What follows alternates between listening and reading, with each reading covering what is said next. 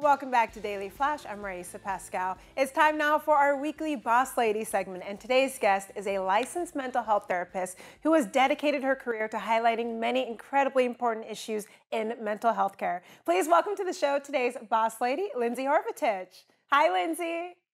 Hi, hello. I'm wonderful. So glad you're joining us.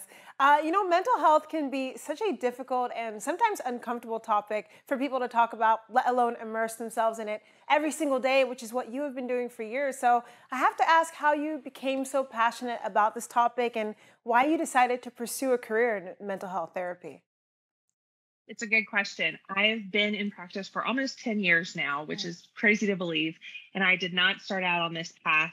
The short and most honest answer is that I got help from therapy myself. I'm somebody who struggles with anxiety and depression. And I don't think I'd be here today, much less where I am, if people had not helped me along the way. Amazing therapists had not created a safe space for me to talk through my own life struggles. Wow. And of course, this, as you said, this has led you to where you are today. And one of the things you're always fighting against is discrimination in healthcare. Why do you think discrimination in healthcare is even a thing today?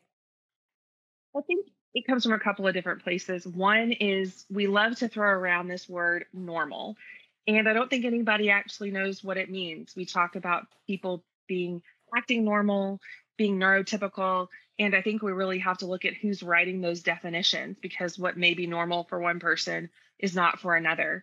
I think the other issue is really accessibility. Just because something like mental health care is available doesn't mean it's accessible to everyone, either because of finances or where they live or the hours of the job that they work or where they are in the country. We have to make sure that we don't put people in too many categories and that services are available and accessible to everyone who needs them, not just a few people. So important. And of course, one of the reasons you're our boss lady this week is because you are doing so much yourself to fight this stigma. Can you share with us a little bit about your career and what you're doing? Sure. So I started out in a few different settings that I didn't quite expect. One being private practice, which is something that I still do. And the other was I actually worked in a female detention center in Florida for several years and in other community settings. And that's where I really learned just how deep discrimination runs, especially when it comes to healthcare and mental health care. And so when I moved on from that into private practice, I wanted to make sure I could provide mental health therapy that is not only available, but accessible to people who may have lower income or no health insurance or are previously incarcerated, and providing opportunities for people to get mental health care when they need it without having to worry about all the hoops that you usually have to jump through.